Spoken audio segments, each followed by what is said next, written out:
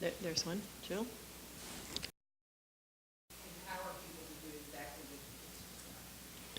Thanks, Jill. 5 to 10 thoughts. One of the towns we visited was Elgin, Illinois. Elgin had a city council and then a mayor who was very interested in how they would redevelop the downtown. It had the Fox River that was lined with basically Superfund sites. The downtown was decayed. The Elgin Watch Company was gone. It was kind of a depressed bedroom suburb without a soul. They pulled together a planning process. They had a couple of hundred citizens that came, and everyone was welcome to venture their ideas. They had computer programs where they could show people, well, if you want this, this is how it would look. They used Superfund dollars to clean up the river and recapture the river and put bike and walking routes along the river. Put a park down in the middle of downtown with a gazebo and a band shell and a skating rink in the wintertime. And it's gone from being quite depressed to a place that people want to live. I'm going to just say this explicitly. It is really, people say, well, you're just arguing for gentrification. And I'm not, I think a certain amount of gentrification is fine because if you have more money, you get more services. But I'm not arguing for displacement. And it is absolutely nutty to put all the poor people in one part of town. Honestly, the cliche I use is, you know, rich people need poor people. Everybody knows that because somebody's got to do the heavy work. But in some ways, poor people need rich people because the services get better when there is a mixture. And diversity, nature hates monocultures. Nature destroys monocultures. And when you have a culture that is really a healthy mix, things work better. And you know, 100 years ago in Texas, the small towns had, you know, the rich folks in the big house and the poor folks in the other houses, but it actually was a real town and a real set of communities. The second big thing I want to say is a lot of the young people are fantastic. I look at my students, I would say half, and I know it's California, but more than half the students are vegetarian. About half the students do not own cars and don't want to own cars. They bike or use transit almost all the time. The really bright ones don't want to move to a place that lacks cultural amenities and liveliness and decent places to live in farmers markets. And as they start their young families, and these are the best and brightest, they want to be in a place that's lively and they feel comfortable in raising their kids. And they don't want to raise their kids in some place where everybody's in exactly the same income strata that they are. They want to have that diversity as well. So I have a lot of hope with our young people showing that leadership. If we had to do a couple quick things, one is I feel passionately that safe routes to schools are important because if you put those routes in place, then everybody can use it, whether they're old or whatever. People need to, a lot of us, you know, we're all going to get old unless we die sooner. And it's, ideally, we want to be in the place where we lived our lives, that we have our old friends, we've grown up our next generation. And warehousing old people way far away is just as bad as warehousing poor people way far away. Diversity is best. So I probably have many other thoughts, but those are my quick ones. And by the way, what I've just argued, I would say, was essentially a public health message. There's a question right there. My name is Gina Bibbins. I support what you're saying, and just talk about that. There's a big Academy of Sciences report on the epidemic of asthma, and in fact, cockroach feces, animal dander, dusts and pollen do trigger asthma. My personal theory, by the way, a carpet has about 1,000 times the allergens in it as a bare floor. And if you look at all the new homes that are built, they almost always have wall-to-wall carpeting. And then how do they heat them? They heat them with forced air. So it's like the recipe for, you know, setting off allergies. They're very serious people that also think there are issues around the microbiome. What's he talking about? And by that, I'm talking about we've in some ways overly sterilized and made our environments too germ-free, young in life. And if you aren't being challenged by certain kinds of things in your environment, including bacteria, parasites, and other things, your immune system begins to work on yourself. And this is big new research, and they're now arguing that you have 700 different microbiological ecosystems in your body. So the top of your duodenum's got a different one from the top of your jejunum. It's different from the inside of your ear. And there's actually serious people that think, and I'll bet there's somebody in this room with ulcerative colitis or regional enteritis, these difficult diseases of the intestine, may well be due to changes in the microbiological ecosystem in each parts of these intestines. Fascinating study in pediatrics. You can tell I love this stuff. Last month, where kids with colic had completely different bacterial mixture in their intestines versus kids who did not have colic. And now they're beginning, and an amazing study in the New England Journal of Medicine on people with a certain kind of colitis, C. difficile, that's related to too much antibiotics. And they're actually give them healthy feces. And they had to stop the study because giving them healthy feces made them better faster than all the antibiotic regimens that they could give them. So what's interesting, in a way, this is really a message of ecosystems work. Having a balanced ecosystem in your intestine works. Having a balanced social ecosystem works. In Syracuse, when they ran the highway through the middle of Syracuse, the white folks in the hospitals were on one side of town. I'm oversimplifying. Over here were the poor folks, mostly African American. All the supermarkets disappeared on this side of the highway. All the services disappeared, and they had to go all the way around to get to their low-paying jobs in the hospital. A lot of them worked there. And they're now talking about tearing down the freeway in the middle of Syracuse because a social ecosystem, an economic ecosystem, works better than a monoculture. Nature hates monocultures. We've got time for a couple more questions. So, yeah, Bud?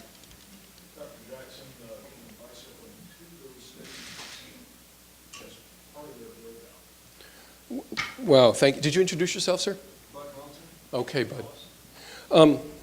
Make 5 comments. One, AIA, American Institute of Architects, has made sustainability a high priority over the last 5 years. They're very active with green buildings, and you know, the Pentagon and a bunch of others are, for very good reasons, in the military are trying to look at energy efficiency and other things very much. AIA has just embraced a health agenda in the last 6 months. I'm on that committee, and the health agenda was, all architects understand you got to build buildings that don't fall down. So the safety part is real clear. But these larger set of healthy issues that what you build really matters to people's health has been a much increasing embrace. And particularly I've seen the student AIA and the younger AIA, the affiliate AIA people being increasingly interested. You know that the original LEED score, Leadership in Efficiency and Environmental Design, did not give points for having a bike route up to your building. They didn't, in the original one, didn't even give you have points for stairways. So it's been evolving, and there's a LEED ND for neighborhood design as well. So that's happening. I would say a number of the starchitects I've dealt with, I didn't know that word until I was on the board, star architects, are more into the iconic and egotistical design of buildings. I know that sounds nasty of me, but I heard this from architects that said it. And less about adapting to the environment and to the cultural and social environment and the vernacular of a neighborhood. And we're all happiest when we're in a neighborhood that has a vernacular. You go to Annapolis, you like those little buildings. You go to Santa Fe, you like that design. And I remember when I lived in Sacramento, we had a vacant lot, and they were going to build a building. And Sacramento had a lot of these lovely old quasi-Victorian buildings. And the thing they were going to put in was this architectural firm from Portland. They were going to put in this absolutely different building. And I said, this doesn't look like anything here. And I like places that sort of come together. He said, oh, you just want me to be derivative. Oh, I guess I do. I think I lost your last question, but. Oh, thank you. We will have much more transit in the United States, and I'm not kidding, just because steel on steel is the most efficient way of moving people and freight, and human beings like being on trolley cars and trains much more than we like being on jerking buses or being white-knuckled on a freeway. And people that live in neighborhoods with transit and use transit, I didn't put that study in, on average end up weighing about 7 pounds less than people that drive their own cars. And by the way, the cortisol and stress makes you gain weight as much as just the inactivity driving. We're seeing huge investments in transit neighborhoods where the Los Angeles subway is going in. it's very important that a real attention's given to the size of the apartments. One of the worst things they can do is just have only 2-bedroom condos going in. They've got to have variation in sizes and a good amount of affordable housing, because oftentimes it's the workforce that needs that transit much more than in LA, the people driving the fancy Jaguars, et cetera. So I think the transit agencies are coming around, and there is a junction between EPA, HUD, and now HHS about some of the planning here in transportation. The fellow that just retired as head of transportation was very good. I don't know who the new one, do you know who's coming into the position? Ray LaHood's leaving or left, and I don't know who the new person is. But LaHood actually got the idea that transportation agencies were health agencies. And he actually made a statement that non-motorized transit is just as important as motorized, which really upset a lot of people. But not me. Pardon me? We have a problem of density, population density.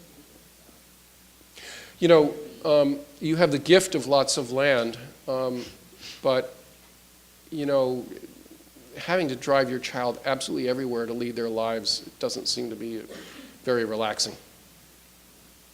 There's a question in the back. My name is Rick Hurd. I'm the Dean of Public Health here. Let me thank you, and I apologize for forgetting outdoor air. I got on a wine there.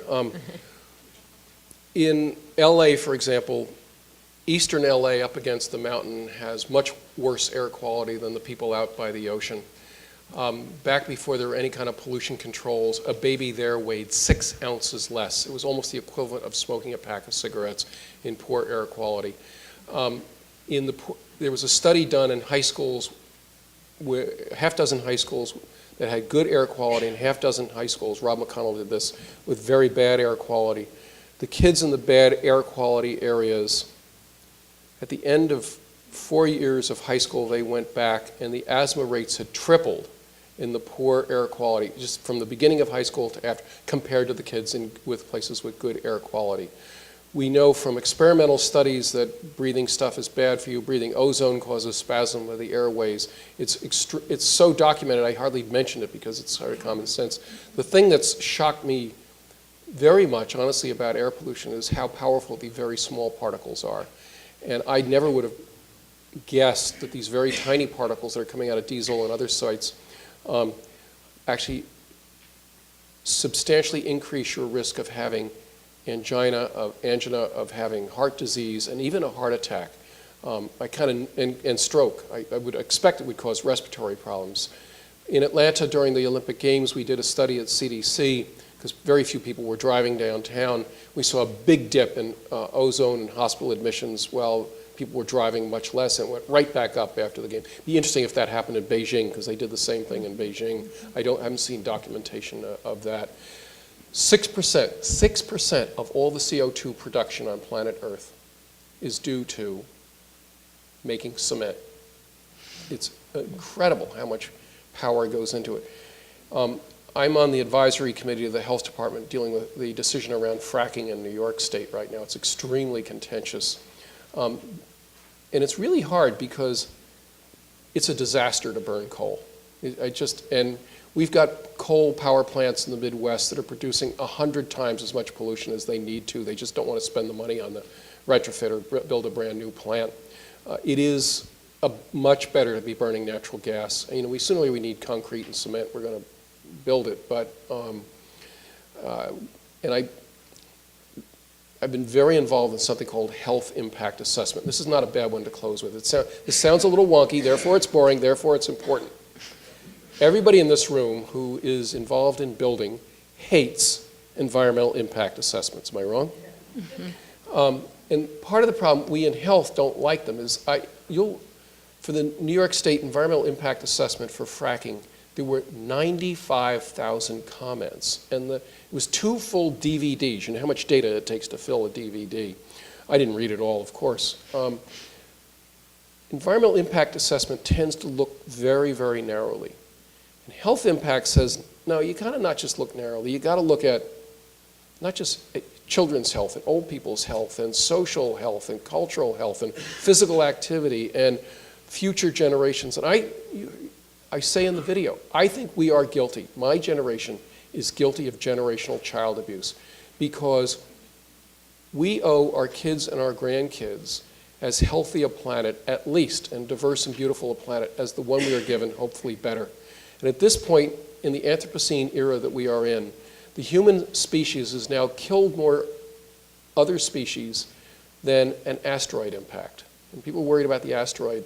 You know, we are the asteroid, and we have to think about how we need to be much more conscious about the lives and the world we're giving our kids and our grandkids. Wow, thank you. Thank you.